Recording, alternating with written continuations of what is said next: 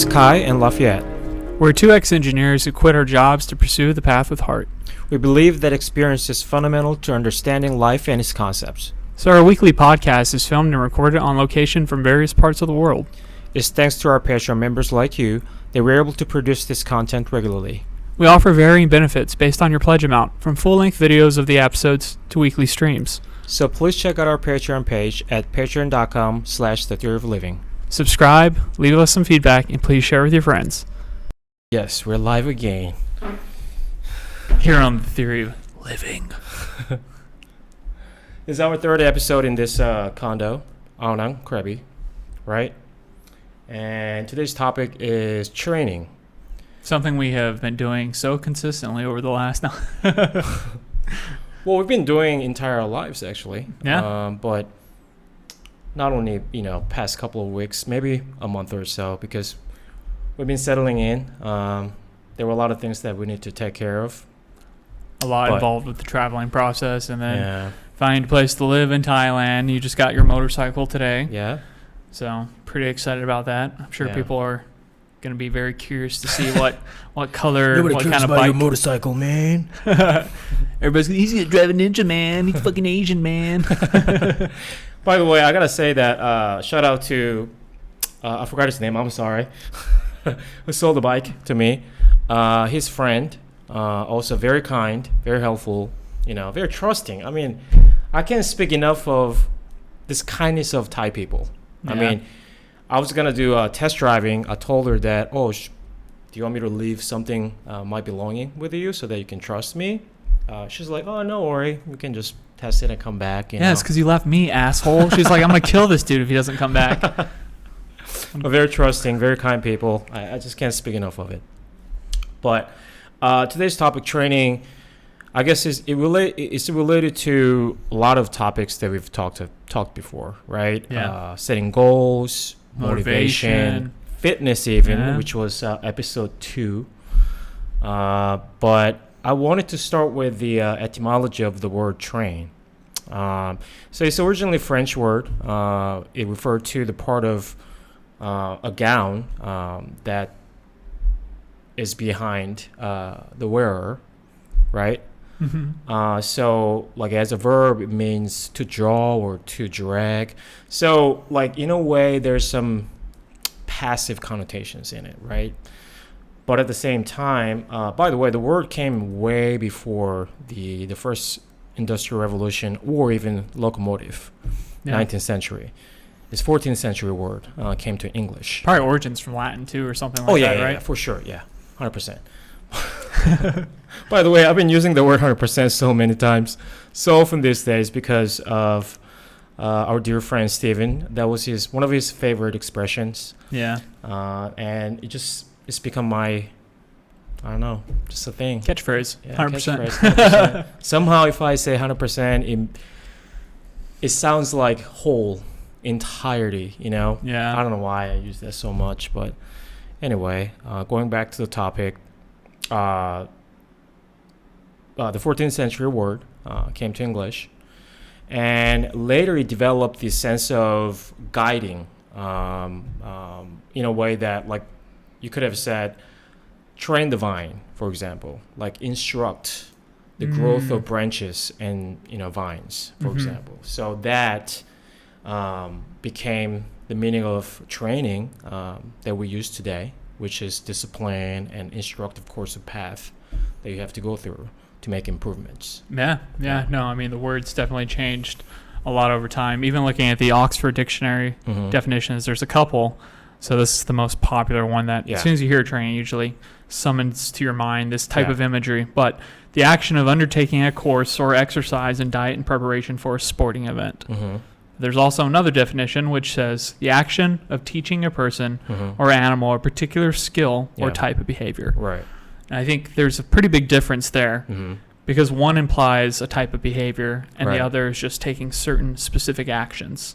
Okay. Usually when we're talking about training, you want to change your behavior in relation to these things surrounding training so you can actually have something meaningful that'll last rather than just a workout routine. Yeah, sure. And, from the etymology of this word, I think there are two important characteristics. One, regimen or set of instructions, right? This is the essence of the word. You need careful planning. Basically, that's what it is, right? You just don't go train without any, plans or programs, right? You need very carefully devised plans, right? That's one important characteristic of the word. And another one is discipline, because you need to continue a trail, the path that you created, right? If you look at like railroad, for example, it's a long path. You have to go through all of them, right? Yeah. To get to your final point. So those are really important essence of this word: instructions, planning, and persistence. Basically, you have to go through with discipline. Yeah. Right. Yeah. I mean, there's a lot of energy, like we talk about all the time, that goes into setting a goal and defining what's worthy of your time and worthy of your effort. And I think a lot of times people get kind of caught in that idea that there needs to be something at the end that I'm aiming for. Yeah. And if I can't achieve that, then I'm not going to even start. When usually you're robbing yourself of a lot, because nobody can guarantee any type of outcome. Yeah. You can strive towards an outcome, and maybe you'll hit it out of the park, maybe you'll fall short. But the value in the training plan and working towards something is greater than the thing you receive at the end. Right. You hear about this all the time. Somebody who says, I've been doing this, been working for this till 10 years, something of that nature, and I finally got it, and just like that, it's fleeting. Yeah. Immediately it's like, okay, what's the next thing? So it's one very important aspect, like you're saying from the get-go, is identifying what you want, but also realizing that thing's probably not going to bring you as much joy as you think, as much as the training part actually will. Yeah. And having something that you're working towards. Yeah, for sure. I think the training, for some reason, has more like professional feelings to it, right? When we say that athletes, we don't normally use the word exercise, right? We normally use the word train. And somehow it feels more professional. Yeah, right? I think training has a stronger connotation to imply intentionality towards something. Exercise is just general health. Yeah. I'm exercising. Right. I'm exerting myself for general health.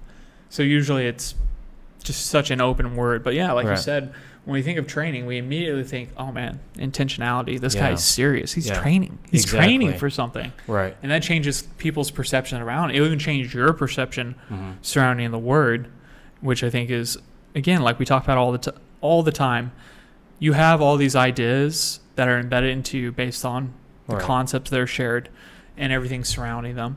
So if you're somebody that grew up and you saw training and people training and they're always having a hard time, difficult, maybe all these negative things attached, maybe they neglected friends, family, got into steroids, got into something that was super unhealthy, maybe horrible dieting. Exactly. Maybe, anorexia or type of things like that, unhealthy eating disorders. And then you can think of the word training and you're going to have all this negative stuff. Yeah. Not based on the concepts and experiences that you've developed by engaging with the word and the concept, but you've basically let the word, the world and your culture define it for you. Yeah. So it's so important to go in there open-mindedly. And then also you can take power. You can take over that word. It can mean something so much more. When I hear training, I get excited. I'm on fire. That's gets me stoked. I love training. Right. I almost love it more than climbing sometimes. Yeah. Just training is so much fun. True. I think it's because also, I was going to also say that professionalism, the feelings come with the word. I think it has to do with the etymology that we just talked about, because strongly connects to the regimen and set of instructions, which is very carefully created plans, right? And then also discipline, right? Those are the two things that really associated with the word. I think that's why we treat it more noble, I guess, than exercise, which is more general, right? Yeah. Because an exercise can be just one-time thing, like just go out, do an exercise or a few exercises. That could be just a one-time thing, but train is not a one-time thing, right? Correct. Like it's a path. Yes. It's a path. Yes. You have to go through all of them, right? So I think that's why we treat it a little bit differently than like other similar you're words. certainly right. Yeah. There's a lot more specificity Yes. to it. Curriculum, right? Things like that. So I think one really important thing is that not always, I mean, especially you're not experienced, but if you're experienced, meaning that you have done this many, many times, created your own plans and going through your programs, things like that, I think it's important to, at some point, at least try to create your own plan, right? Mm-hmm. Meaning that not just plan, maybe, that even can evolve to the way, like Miyamoto Musashi says. Yeah. The way, right? That's why certain discipline becomes widely known, right? For example, Taekwondo by Bruce Lee, yes, I think in practice maybe it's weaker than other forms of martial arts, maybe. And not a lot of people are training Taekwondo these days. But the philosophy behind it. The point is Bruce Lee created it, right? Again, I mean, we talked about him tiny bit in the last episode. I mean, this dude, on top of doing all that things, become a movie star and write a book and all that, I mean, he created his own martial arts form, right? And then the essence of Taekwondo was to avoid any type of crystallization, like being rigid, right? He always talked about, that's why he talked about water, like being fluid, being adaptable, and his tenet was using no way as way, using no limitation as limitation, right? He really emphasized that. And then I really found a lot of similarities between him and Miyamoto Musashi. I don't know if he actually liked him or he read his book. He might have, right? I mean, it was still extremely popular. Famous. Was that he talked about this. You have to train yourselves to the utmost cultivated state, right? It's not just training. Like, you need to be mindful of that objective all the time. Like, your goal, yes, is to get techniques and things like that, but also like your state, the utmost state. You need to be always mindful of that. And then, which speaks to the importance of, mindful, arduous practice, which Musashi talks about all the freaking time, right? Yeah. Put into practice, exercise, practice. But also another thing is that, like, importance in your own experience, right? He says, research your own experience, observe what is useful, reject what is useless, and what is essentially your own, right? Yeah. I mean, that is, to me, almost identical to what Musashi says all the time in his book, that you should investigate this thoroughly, meaning that you should experience it, not just talk about it, not just planning it, but as you do it, you should be mindful of what you're doing. So I found these similarities between Bruce Lee's philosophy and Musashi's philosophy that we also it's tied strongly highly, into right? Experience. Relativism and experience. Yeah. Truth is a matter of perspective based on your experiences and things surrounding those opinions and those ideas for you and those thoughts. Right. And to just, don't get me wrong, I understand we always want to jump to empirical data to find methodology that's the most effective for our training. Yeah. But a lot of times, unfortunately, in current exercise science and other things, we don't have a robust amount of data. Yeah. And also doesn't incorporate a lot of different factors. There's so many exponential amount of variables involved with if you're going to be successful or not. Right. In applying a training routine. Yeah. And if you're always just relying on this data that you probably can't interpret in any meaningful way, and that people are making money off of you selling you something, you're probably going to end up disappointed. Yeah. And you're also not going to have it in deep personal relationship with that training and that methodology. Right. And you also never will create something or find something new because you're not willing to step outside the norm. Yeah. And don't get me wrong, I think some people are always just looking for a shortcut. Yeah. Some people want the magic solution. They want to know, what can I do right now to get better with less work? Yeah. And I think the sad reality is that you can't skip the work, honestly, and have something incredibly valuable. Right. Or maybe you can, Maybe you can buy your way or I don't want to use the word cheat. It's just a poor word choice. Maybe you can skip over some things and get there and get to that final destination. But you're probably not going to have as deep of a sense of appreciation and value for that item or that object or that skill you have obtained versus the guy who's gone in day after day and grinded, working towards that. And again, maybe he's somebody who's, less physically talented than you or whatever the reason is. But if you're always trying to avoid the work, you're never going to achieve that great thing for yourself personally. Others might see it as a huge achievement. But for you, if you didn't really have to suffer and strive over it, it's probably not going to mean very much to you. Yeah, for sure. I think also there are like two practical points on what you just said. Is one, practice means part of experience, right? The more experience, the more learning you get. Whatever you do, even if that's success or failure, the more experience, because it fires up and all the parts of yourself, past and present, and then that connects with your own like ideas and concepts and experiences.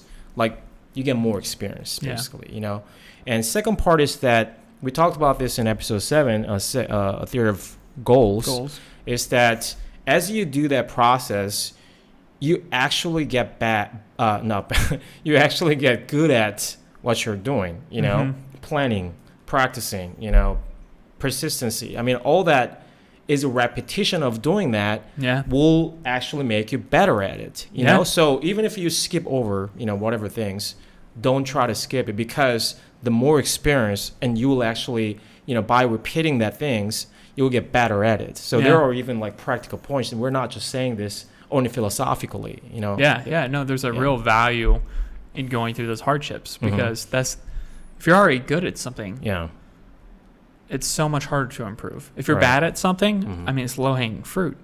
You can improve so much with such a small amount of effort. But again, you're going to just constantly run against struggles. And it's how you identify them, and whether you have a negative connotation associated with struggles or a positive one is how you're going to react to them. So much of our reality is based on the concepts we use and the relationship we have with these concepts. So even saying struggle, it already sounds like a bad thing. Oh, I'm struggling. Oh, you poor thing. I don't want you to struggle. We don't want people to struggle, which is just a ridiculous sentiment because it misses out on the nuance and the goods provided by struggle. I mean, I could say 90% of my life, anything that's been of great value has come from struggle. Struggle's not a bad thing. Difficulty's not a bad thing. Hardship's not necessarily a bad thing. It can be. If you have the mindset, a defeatist mindset, that can hurt you for the rest of your life. And more than just in that moment. Back, For the rest of your life, you're going to be associating difficulty as bad. So guess what you're going to do? You're going to avoid training. You're going to avoid sitting down, writing out a plan. You're going to avoid holding yourself responsible. You're going to avoid telling your friends because you don't want them to hold you responsible. You're going to avoid all that just because you're afraid of a little pain from one incident because of the way you thought about it. Or the way you believed our society tell you to think about it, or the movies have told you. And again, the opposite can exist. Maybe you can glorify. I've been on the other side. I glorify struggle and pain. So much so I go and find things that are just hurting me, thinking like, no, this would make me stronger. And eventually, no matter what side of the coin you're on, if you're at too far of an extreme, you're going to have a bad time. So it's balance. It's this ebb and flow.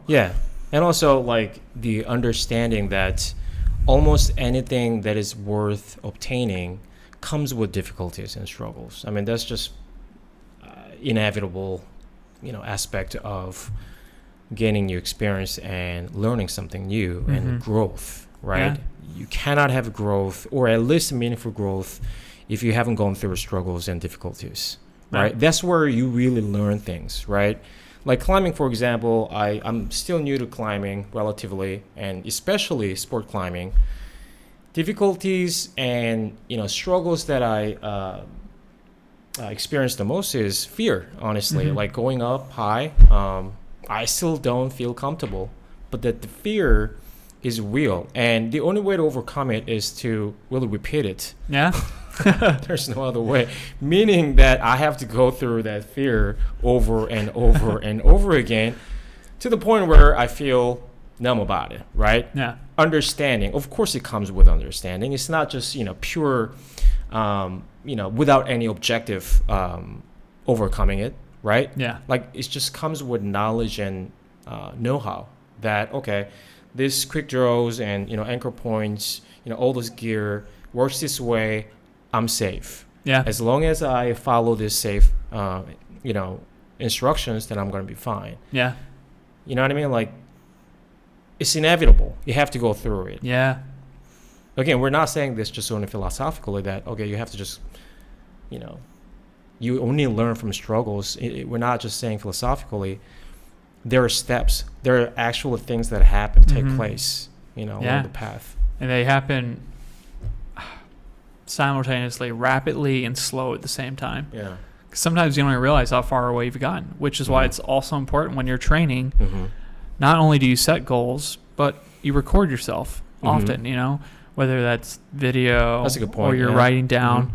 You have to keep some type of journal to understand where you started and where you went from. Yeah. Because our memory sucks. Yeah. Memory's just awful. It's so bad. And we think it's good. Yeah. But there's also a deep satisfaction in coming back and realizing 4 weeks later, wow, those numbers have improved, or I'm doing better. Because a lot of times, too, you can't see it in the experience you're having, especially with something like climbing. Maybe you're not actually improving the grades you're climbing. Maybe you're climbing the exact same level. Yeah. But, oh, wow, I can do 4 more pull-ups, or I can, hang 20% more weight. That's a significant increase. Yeah. Or if you're going and reviewing footage or video, oh, wow, yeah, I seem much more controlled. I seem much more like I'm flowing rather than just jerky motions. Yeah. All these things can add up to show you that you've improved. Yeah.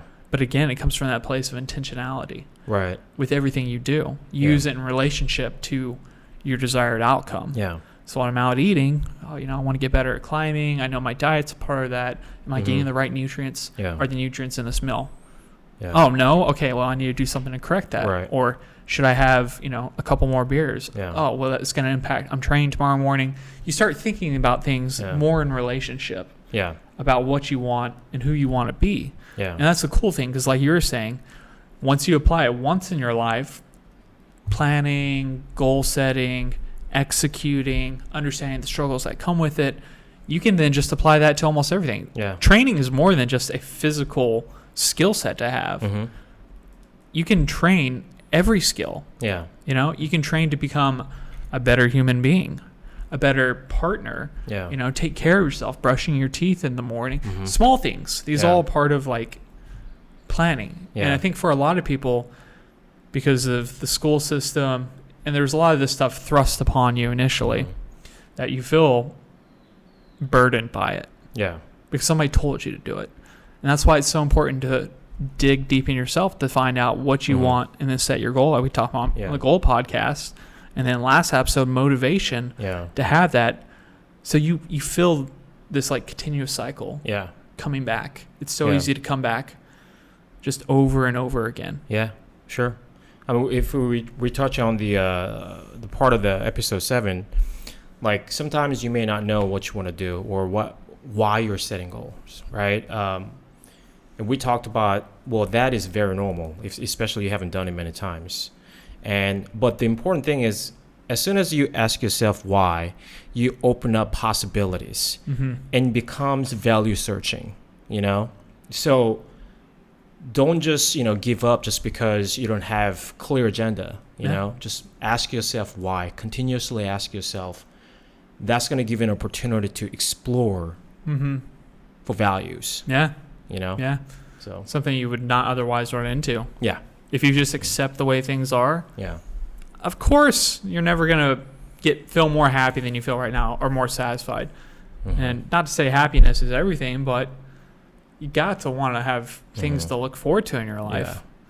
Things, the next stone, the next step. Yeah. I don't know. Maybe you are just comfortable in your life, but maybe that's just because you're not asking why. Maybe you haven't done any self-evaluation yet. Yeah, true. And that can be incredibly difficult. We've all been there. Yeah. We're all there at certain facets of our life, I'm sure. Yeah. Things that we wanted when we were kids. Now we've grown into adults and we've just labeled them as maybe foolish dreams. Yeah. Or foolish goals to have. Because if we say they're anything else, we become responsible. Right. And there's I think it all ties to we talked about earlier episodes, we talked about imposed ideas and totalitarians, consumerism, a lot of things. And I think this is really tied closely to, training too. Like when we're talking about planning, creating your own path. Like if you don't have your own value, then it's extremely difficult, right? Because you don't even know what your values are. Yeah. That could be superficial, but, in depth, what it means is that you may not know the purpose and meanings of your life, right? Yeah. I mean, maybe you can treat them as like just far away from each other, but it's not. Like they're really close because, training could be a very small thing, but also, very important things to your life. And that's why it is really important to create your own path based on your own values instead of all the imposed values, right? Yeah. Because they're not yours. Again, it could be helpful, especially if you have no experience. Just going through the process will help you in some way. But along the way, what I'm getting at is that try to find your own values. Eventually, you will need them. Yeah. Right? That's what I'm getting at. Yeah. They're the only thing that'll keep you sane. Yeah, 100%. In a lot of ways, or you'll try to fill the hole with other methods and various means, which may work for a time, but we all seem to return to this road. And again, even this training and everything we're doing, the goal setting, all that's reevaluated pretty much on a cycle as well. You start realizing you get a few months into something, you're like, you know what, this isn't my thing, or I don't want to do this. Yeah. Or it highlights your other value higher. By contrast, where you were, where you are now, you might have thought, this is going to be a great thing. And then you get there and you realize, wait, actually, it shifts the balances. Yeah. The scales get rebalanced, which can be incredibly valuable because you're going to know more better about yourself, your likes, your dislikes, your desires, dreams, and things of that nature. And I think when we're talking about training, a lot of people have a hard time finding where to start, how to start. Yeah. And so when it's in the physical arena, oftentimes we just Google, workout. And there's a lot of information there. There's a lot of stuff. People will be breaking it down, cell growth or, how much rest you need to have, lactic acid thresholds, diets, breaking down to like calorie count, energy expenditure, all these things. It can be overwhelming. Frankly, it can be overwhelming. And the good news is it's always going to be there. Yeah. You don't need to digest the whole meal at once. Take a little bite. Yeah. Take one small bite, apply it, try to understand it, and then go back for more. Yeah. Maybe you have to revisit the same thing over and over. Yeah. That's part of the learning process. Right. Training is learning. Yes. You can't separate them. And the thing is, if you're telling me you're training and you're not learning anything, you're probably not going to have successful training. You're not probably going to reach your goal, your outcome, because you're missing on intentionality. True. The intentionality is where you learn and why the training can evolve and grow. Yeah. Because we don't go look at plans to do. We know our plans. We know our bodies. We know how we respond. So we make our own training plans and then adapt and go through it over and over again, like forging a sword. Yeah. That's why it evolves, continual right? process. Yeah. Yeah. Like what you were saying in that quote, Bruce Lee, reject what doesn't work for you. Yeah. Because a lot of the times we see data and we say, 70% of the people have success doing this. And you assume you're going to be one of those 70% of people. Yeah. That's what the problem is. You're assuming, it's a good bet. It's good odd to take. Yeah. Yes, it's a reference. It's not an absolute. Right. And we start seeing these percentages and we think, that's absolute. That's just the way the world is. Yeah. Oh, you mean, because we see it almost not demographically, almost like a democracy. 51% like it this way. So this is the best way to do things. This is the way. Yeah, it's like, come on, man. Where's the nuance? Where's the subtlety? Like, do you exist in reality? Yeah. Things are not black and white. Yeah. Why do you think training's going to be black and white? Yeah. Again, all those, big data that we have today could be very useful. But again, just use it as reference. I mean, things like for safety, yeah, I think you can take it a little more seriously, but overall plans and how to execute and things like that is largely just reference, you know. And then who knows? Maybe you're an outlier, man. I mean, you belong to like 1.2% of outliers, you know, like you're physically gifted. We talked about this before on the podcast, right? Yeah, maybe you're fucking David Goggins, maybe but you're David not. Goggins, you know? But you're not out there. You shouldn't run more than 40 minutes every day for, you know, a month, 30 days straight. Maybe you can. Yeah. Who knows? Yeah. So, you know, yes, use it wisely as a reference, but don't make it dominate your plans. You know, that's the big part, right? Along the way, you have to learn and you have to revise it, right? So again, it comes to experience. You have to experience it. So don't get caught up on, you know, what other people think, or, you know, what the averages are and things like that. Just don't get caught up on it. Because a lot of times if you go and look how that data is collected, then you'll start to be like, wow, this is shady math. This isn't like good statistics. Statistics is complex. It's complicated. You need large data. And with most of this exercise science, supplements, all that, they don't have it. They don't have the studies. They have suggestions, but they have no correlation, no causation. You know, a lot of times, especially conducted by companies, they're manipulated in favor of their products. You know, so come on. Guess who's back? Guess who's back? What were we talking about? We were talking about how supplement companies. The physical exercise science may just be trying to take advantage of you by using bad math and making it appear scientific and very well done studies, but they're just after your money. I mean, we're not being a conspiracy theorist. No, you know? It's not. I mean, it's just a lot of times that's true. So anyway, all we're asking or saying is that, especially those studies conducted by companies, you need to be more careful with what they're saying and how those are conducted, how those samples are used, and all that, right? So that you can get a better idea of it. This is coming from a guy that, I mean, I was a fitness trainer. So I used supplements, almost all of them. I've done almost every different supplement.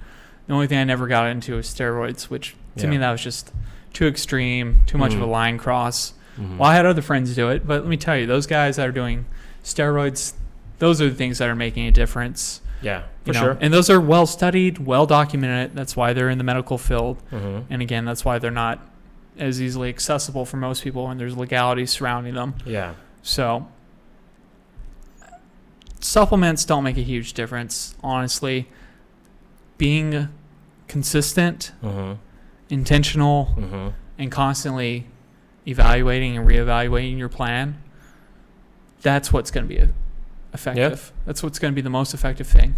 It takes years. It takes years to see changes. Like significant changes. You can change like your body, your composition, and all that in probably like 12 weeks, 16 weeks, depending where you are. But going for a lifestyle change here. You're not going for just the maturity of the muscles and things like that. You're not going just for it to look good over the summer. I mean, you can look better. You can look better. Yes. You can't even get six packs, right?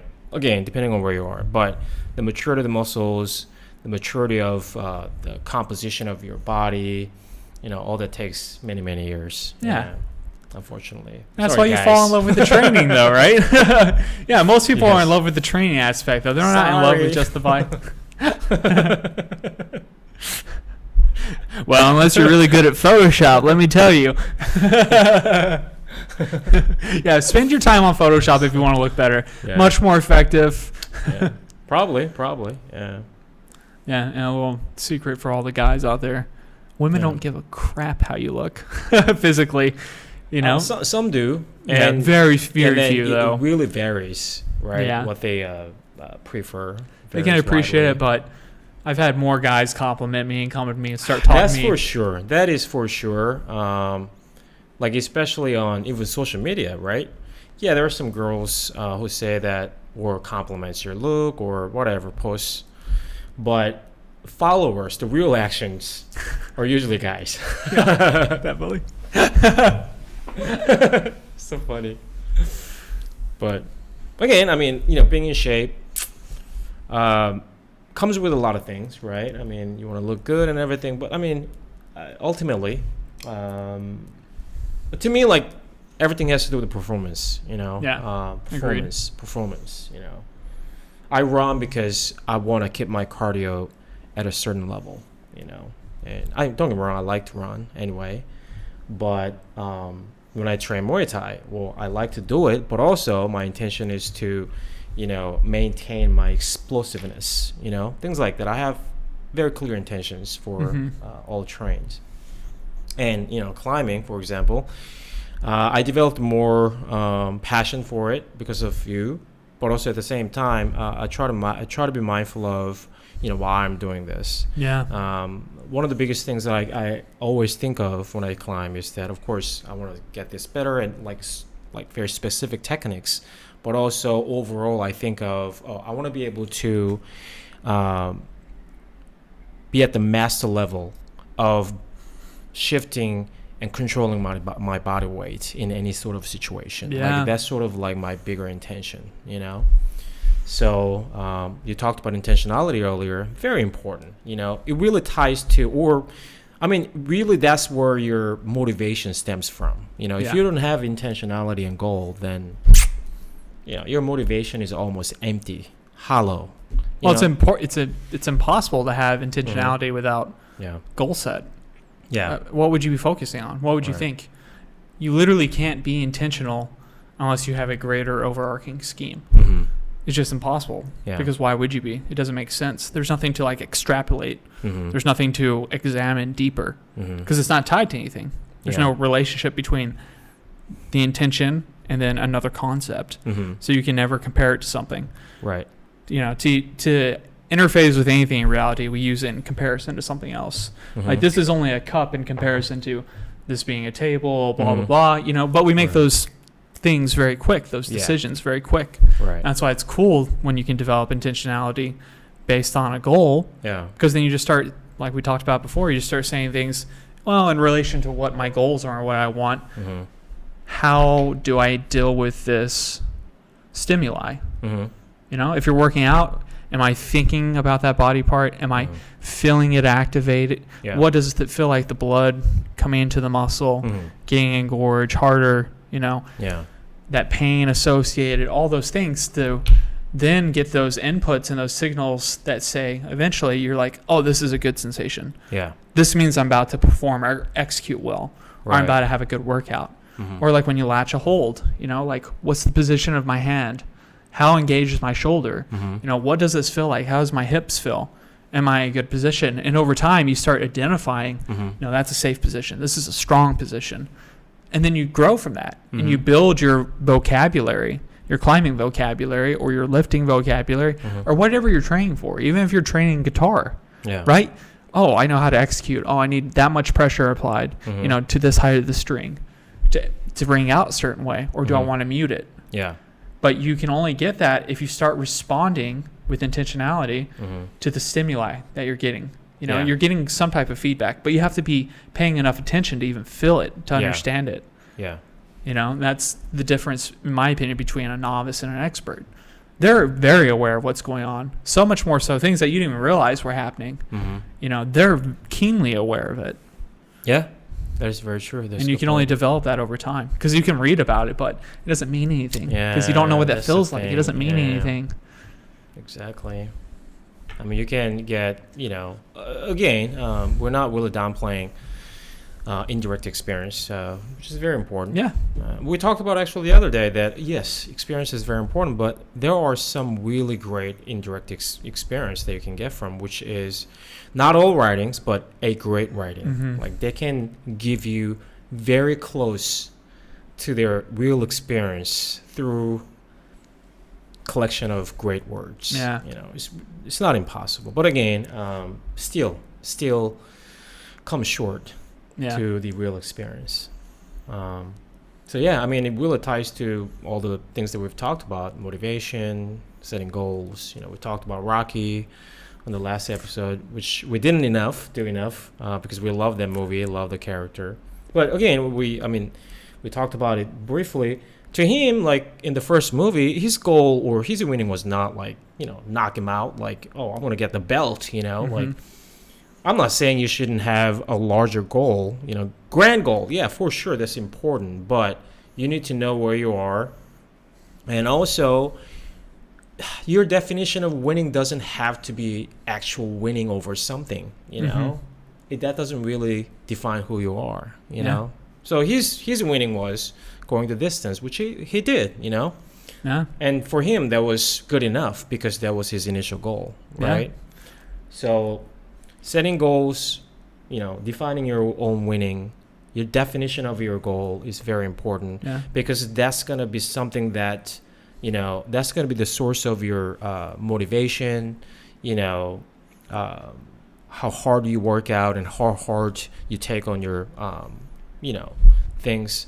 So I think it's really important to have the intentions and goals, be mindful of it throughout the course. Yeah. And one of the most valuable things you can have when you're training or just in life in general is perseverance. Yeah. A will to endure. Yeah.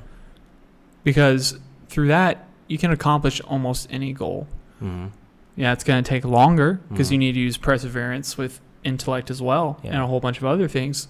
But no matter where you're at in your journey, maybe you're training running. Maybe you can only run for a quarter mile right now. Maybe that's like your limit jogging. But what if you stop at a tenth of a mile? Mm-hmm. Then you're not even close to hitting your goal. If you can persevere, get to quarter mile, that means you're capable of enduring. Mm-hmm.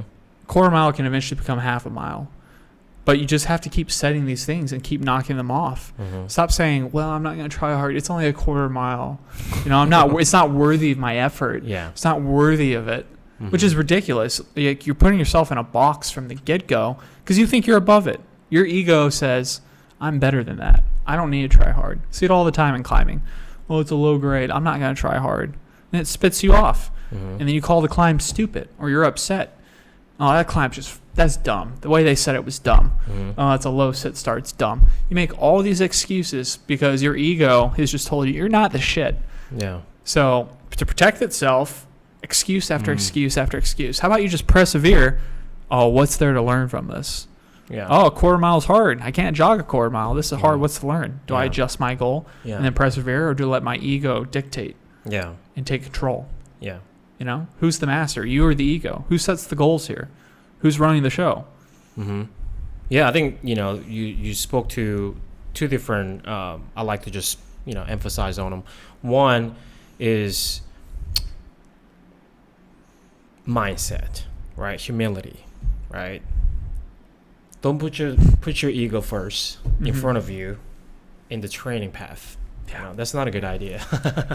No room for ego in there. Yeah, this is where you are not good at. Yeah. Don't do that. That's not a smart way to go. So another thing, I was going to say the second thing was understanding. Yes, understanding. Like, most improvements come gradually, very gradually. There's no, unless you're gifted, which happens, yeah. But that understanding is very helpful, yeah. Besides ego. Like, you need to understand you have to go through this way more painfully to get meaningful improvements. It's gradual. So it may seem very boring, even, like you're not improving at all, but a lot of things, especially physical things, even like a mental thing, it comes gradually. So you need to have that understanding. That's going to make you stick with it better, in my opinion. Yeah, no, absolutely. Because once again, the way you think about these concepts is how you're going to interact with them and how you're going to relate to them. Yeah. And if you change your expectations of these things, then you're not going to be let down when, things go south or you don't see the progress as quick as you would have liked or hoped. Yeah. You can readjust. There you go. Yeah. Reevaluation of your plans and curriculum. We talked about this in episode 7 as well. I mean, that's where your things get better. You become better at. Yeah. The planning, maybe it was perfect, but most of the times it's not, and you have to evaluate. That's why the recording is important. Yeah. You record all your progress, and then maybe at some point, maybe a month after, You look at it, oh, why haven't improved at all? Like you look at your programs, your plans again, and we adjust accordingly. I mean, that's why recording is very important as well, you know? Yeah. But I think we've talked about like enough of physical training. How about we talk a little bit about mental training? Yeah. I mean, not necessarily very systematic way, compact, systematic for short term, but I'm talking about overall mental training. Like one of the things could be read more, you know, read more, expand your horizon of knowledge, your wisdom, how you look at things differently, maybe 5 years after today. You know, like, do you want to be the same person for certain thing after 5 years? I don't know. That's your decision. But the only way to really see whether or not that was worthwhile is to actually take on some sort of path for improving your mental capacity. Yeah. You know, and again, one of the best things you can do is reading. You know, having good friends, mentor, a lot of things. But I just wanted to touch on that a little bit because we've been talking about the physical aspect. Yeah. It's funny because I don't really do a lot to segregate and separate them because wherever your interests lie, you should ideally have intentionality surrounding them. Right. So, I mean, the way I am when I'm training, I'm much more intense when I'm training. Right. I'm much more laid back when I'm not. But the way I try to interface with the world, I use the same mindset as when I'm training. You know, like, how can I take advantage of this situation? How can I interpret this data to make it meaningful? Yeah. You know, do I feel the air on my skin? Do I feel the wind? Do I smell anything? Do I taste anything in the air? You know, all those small things feed back to the training too, because you become more aware of your surroundings outside of a training situation or when you're reading a word. I mean, how many times do you go and read a paragraph and you're like, wait, what did I just read? You know, you're completely absent in the moment. Yeah. And that's where the mindfulness that works in training and outside training plays a role, and you can gain things throughout your life by just being mindful. I think, like you were saying though, you know, about changing your life, sometimes you don't know unless you just go and change it. You flip it upside down. Right. I mean, in the last year, changed so much. Different jobs, you know, exploration of a whole bunch of different ideas and concepts. Pretty much, it's not a night and day change, but I mean, it's huge. It's a change that most people don't make later in their lives like we would. Yeah. This is something that you would expect from somebody who's, you know, early 20s or just left high school to have an extreme change. But we both thought it was necessary to go and engage with different concepts and ideas and challenge those values, challenge them robustly. Yeah. Not just weakly challenge them and make them easily dismissible. Now, how well do our values hold up when you're in a foreign country? Yeah. You know, when you don't have a job, when you're doing what you've proclaimed that you said you love and is valuable to you. Is that true? Does that actually remain true? Yeah. And it does to a degree, but it also becomes false to another degree because it shifts. Yeah. So it's not black and white. And that's why it's essential to go through the process over and over again of reforging it. Yeah. Because, your training plan works for a while, but eventually you stop seeing results from it. We stop seeing the benefits from leading our lives in that specific way. And that's it's composed of so many different concepts, you know, to find enjoyment and value in your life. You get value in other areas, but we're trying to balance it in such a way that our lives are mostly valuable, right? And so maybe the scales now are out of whack a little bit, but that's part of the process. So we identify new goals, we shift and change them. I mean, how many directions have we already changed with the podcast? Like from where it started, you know, from even what the website looks like, from what thumbnails look like, from how we post on Instagram, from the words we use, from the hashtags. They've all changed over time, constantly, because we're listening to the feedback, the stimuli, and all that. So what we do in our training lives applies to our work lives, our personal lives. Yeah. It's applicable everywhere, and that's the cool thing. That's why you just need to learn it once. You just need to understand how to do it once. Yeah. And then start reshaping these concepts and the way you interface with them so you can apply this training. You know? True, yeah. And it's fun. Training has this kind of like heavy connotation, like it's hard, it's exhausting. It's those things, but it's also like deeply fulfilling, deeply exciting. That's why you keep doing it. Once you really find the reason, like it's easy. It makes life valuable in a lot of ways. Yeah. At the end of training program, you become a better person, in whatever aspects you're aiming for. That's the greatest part of training. Like, we're going to take on actually Muay Thai training very soon. Again, we've been dealing with a lot of things, but we're almost done with it. So we're going to start our Muay Thai training probably in a week or so. We'll probably talk about it in depth. But, sounds a lot. It's going to be 5-hour training daily. At least 3 days a week because we climb on other days. But we're very excited because we know that more than how hard it's going to be, we know what kind of better, physically condition that we're going to be at afterwards. So we're very excited. Yeah. But I guess that's about it for today's episode. Yeah. So if you have any questions regarding training or how to find something worthy, please hit us up, leave feedback, comments, or go check out the other various podcasts, the goals. Episode 7 setting goals. 7 last week was motivation, and the second one fitness. But these are topics we could go into for hours, and we don't give you a type of routine. We don't say do this for 6 weeks, 12 weeks. All that information's out there. You can go look it up. I think it's more important to understand these concepts and these definitions, and maybe having a little more open-mindedness surrounding them, because it gives you a chance to get in on different terms. And then once you're in, you can create your terms to define that training, what it means to you. Which is a beautiful part. Yeah. So build your own world. Yeah, exactly. All right. Thank you, guys. Bye. Thanks for joining us this week. We hope you found some value in this episode. Please check out our Patreon page at patreon.com/thetheoryofliving. Subscribe, leave us feedback, and share us with your friends. Get out there and design a theory that calls you to experience. We'll see you next week. Thanks.